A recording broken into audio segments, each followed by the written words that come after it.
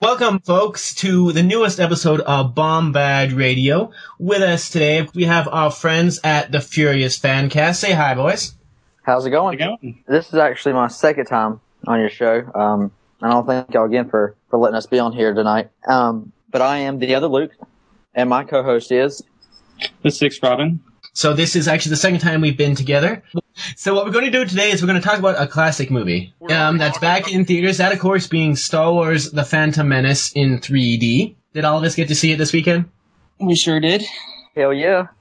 Okay, so now to talk about The Phantom Menace, we're going to start with the other Luke and then go to Ket and then Robin and then to me. Well, before going into Phantom Menace, what were you expecting? Because when I first saw episode 1, I was 9, so I don't remember it as much, and being able to, because my fandom for Star Wars has dramatically increased since I was 9, so being able to experience this, dress up in my Skywalker outfit, and just wait in line and go see the movie on opening night in 3D, I mean, it was just like a dream come true. Your turn, Ket. Dude, 3D!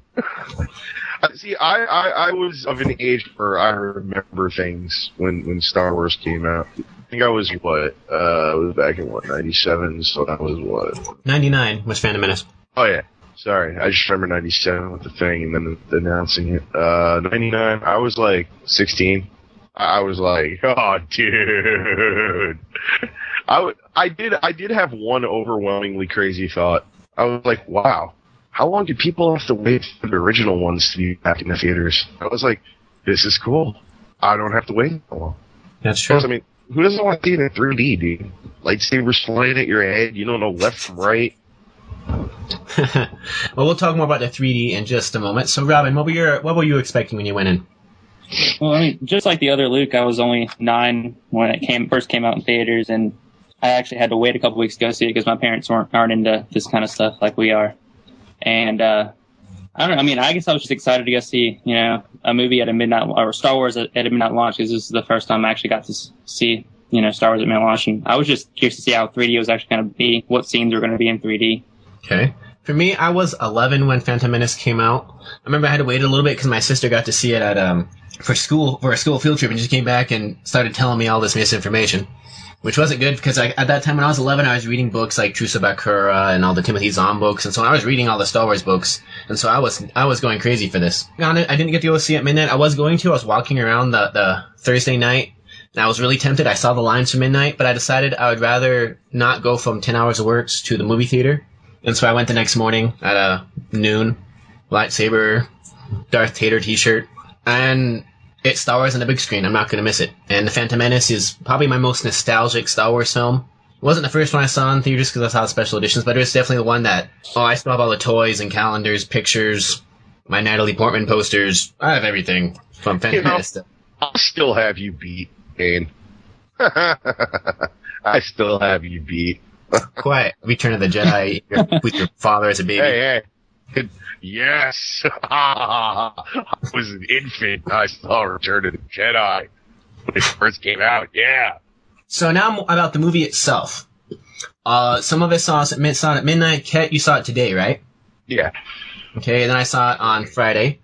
Well, what was your reaction as a fan, not necessarily to the movie, but to the experience of going to see Star Wars, to the crowd around you? What was the crowd like? What was it like?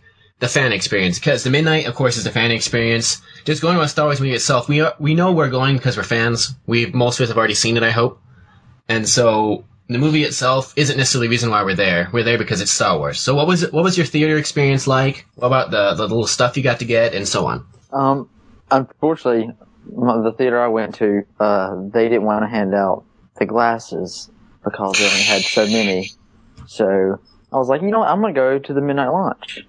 So I didn't have school the next day, and I dressed up in my Luke Skywalker outfit, and I'm up there, and I don't even get any glasses or no little toy or nothing. But still, I didn't let it get me down because once I got into the theater and you hear the music, and then it just says Episode 1, it's breathtaking. As funny as that sounds. No, that didn't sound funny. That sounded really rather whimsical.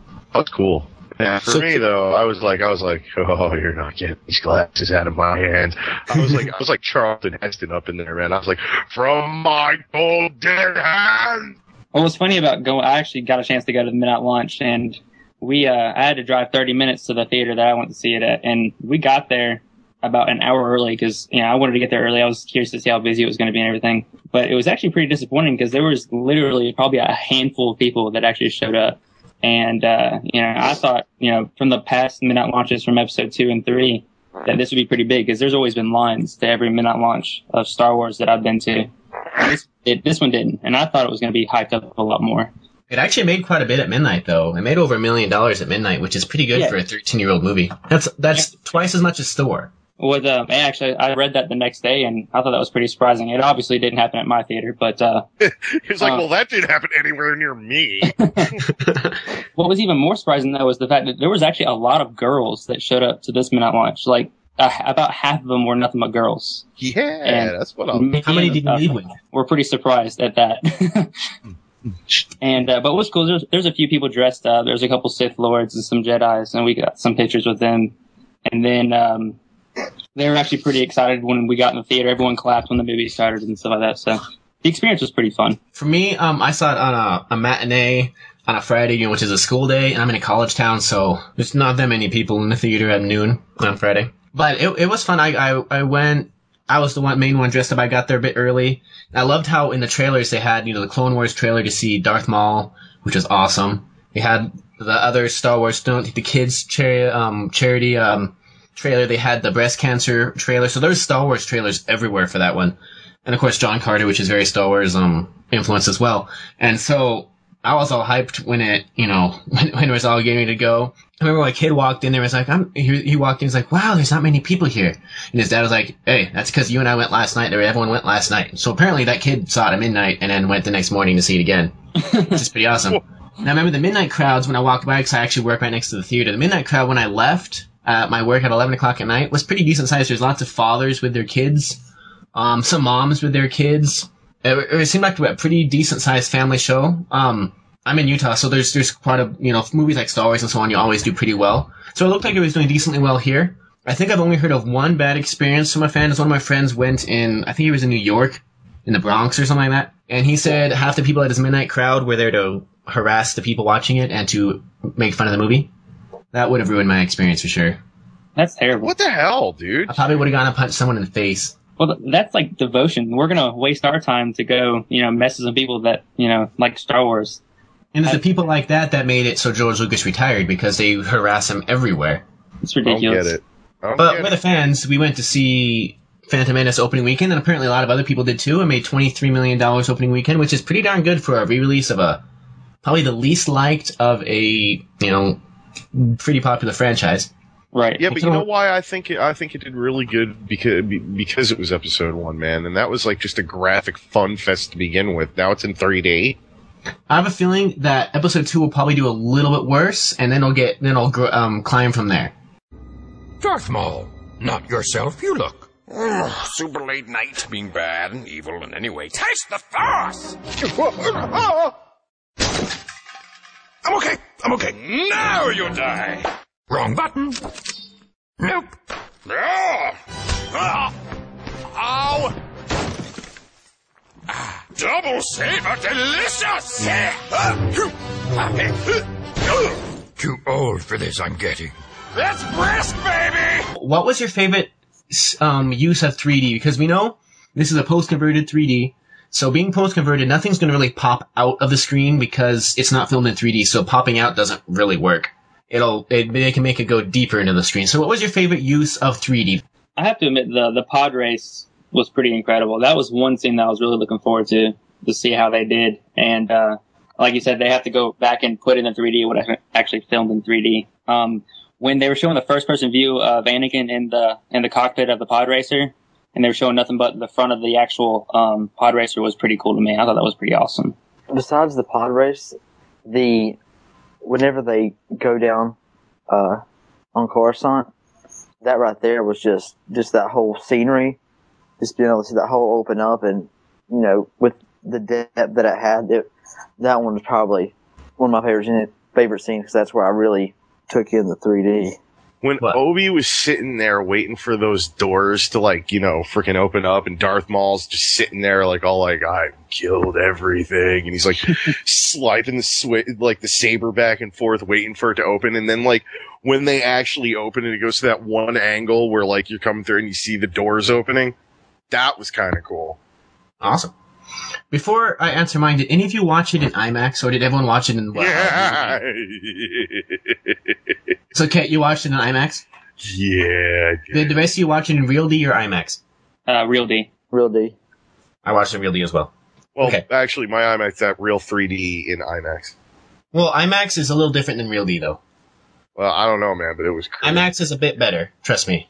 Yeah. The screen was huge. But I think my favorite use of 3D, I honestly wasn't for the pod race as much because I've been on Star Tours enough that I've seen the pod race in 3D. So that wasn't, I've seen it in 3D, so I already knew it was going to be good. I think my favorite, I was telling Kat here before, my favorite one was the scene I was looking forward to most, when the doors open and reveals Darth Maul with, before the Duel of Fates. Mm-hmm. That was awesome 3D, because, like, the depth of it was just amazing, with the doors opening and so on. Yeah. I think other than that, what I like most about having it in 3D is it makes it so you notice more things on the screen, because not only was it like Blu-ray quality, but you notice like different creatures on the screen because of the added depth, you can see things moving around better. And I like being able to pick out all these little details of things in the back and different, like in the Senate, for example, I saw creatures I have never seen before. Now that we've talked about use of 3D, do you guys think the 3D made it better, or would you have gone anyway without the 3D? Tell you the truth, after seeing it in 3D, I'm kind of wishing it was filmed in 3D, because damn, how would that looked with things popping out too? So do you think you did a good job with the 3D? Yeah, it wasn't bad for a post 3D. It was pretty good. I'd have to agree with Kat. I think it was pretty awesome, but also, to see how it would be if it was actually filmed in 3D would be pretty cool. Because how they make certain scenes on purpose to know that they're going to pop out of the screen and stuff like that, that would be pretty incredible. Especially with the lightsaber duels and stuff like that. And I haven't seen many movies in 3D to compare it to, so I can't really, use some kind of insight with that. But all in all, I thought it was done well. I would have went and seen it, whether it was in 3D or if they were just randomly releasing it for a showing. I would have still paid to see it just because it's Star Wars. But the 3D for like I said, since it wasn't first made in 3D, and they had to go back through and edit it, I thought they did a great job with it. I mean, it's just being able to have it filmed in 3D to where like they're working on the pod racers, or they're having the fight on Naboo, like just having some of those things like fly out to the screen, or like wrenches or the pit droids. It just would have been awesome. But still, I wasn't disappointed. Okay. For me, the 3D, like, I saw it in 3D because that's what you should have done. The 3D, well, it didn't really add that much. It added depth, and it was fun to see it in 3D. It definitely made it a different experience than seeing it at home, which is what I went to the theater for, because Star Wars belongs on the big screen, and it making it different is pretty awesome. It's not as good as Avatar 3D, because Avatar 3D was pretty darn amazing. But it was better than other movies like I've seen, like Tangled in 3D, and Legend of the Guardians, and what was the last one I saw in 3D? Like Puss in Boots and so on. I put it with like Tron Legacy. Not the best 3D, but not the worst either. And for the fact that it was post-conversion, and I've seen movies like Clash of the Titans in 3D, which was post-conversion, they did an amazing job. So we've seen Star Wars in 3D now. Any of you going to go see it again? Yes. Yep. I will do my best, yes. But it's what Star Wars fans do. We go, and we go see it again and again, and we keep on going. It's almost time to wrap this up, as this is just a special little blurb about Star Wars Phantom Menace, Next year we'll have Attack of the Clones, and lots of good Star Wars stuff coming out this year. So before we sign us off, Furious Fancast, we'd like to thank you for being on and joining us for this little blurb, so we can chat about our fandom. Those of you fans of Bombad Radio, this is, of course, your home of the TGC podcast that is found at thegungandcouncil.podbean.com. And that's us signing off.